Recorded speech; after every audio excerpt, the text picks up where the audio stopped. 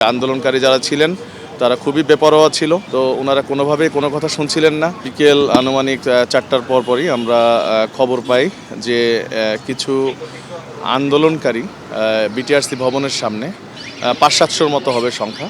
ওনারা এখানে জমায়েত হয়ে বিভিন্নভাবে স্লোগান দেয়া এবং তাদের মধ্য থেকে কিছু আন্দোলনকারী এই বিটিআরসি ভবনকে লক্ষ্য করে ইট পাটকেল ছোড়া এবং এই সামনের যে গ্লাস এগুলো ভাঙচুরের ঘটনা ঘটাচ্ছে। খবর পেয়ে তাৎক্ষণিক আমাদের শেরেবাংলা নগর থানার টহল টিম, ওসি, এসি এবং আমার এডিসি তেজগাঁ জোন ওনারা এখানে মুভ করেন।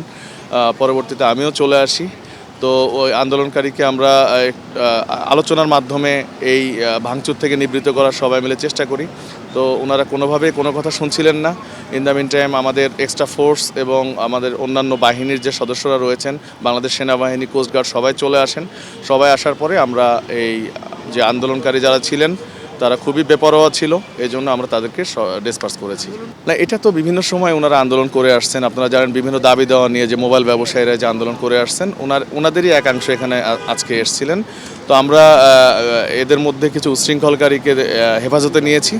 পরবর্তীতে আমরা যাচাই বাছাই করে ব্যবস্থা নেব, আইনগত ব্যবস্থা নেব। কিছু কয়েকজনকে আমরা এই ঘটনা পারপাসে কিছু উচ্ছৃঙ্খলকারীকে আমরা তাৎক্ষণিক পুলিশ হেফাজতে নিয়েছি। পরবর্তী আইনগত ব্যবস্থা নেওয়া হবে তাদের বিরুদ্ধে।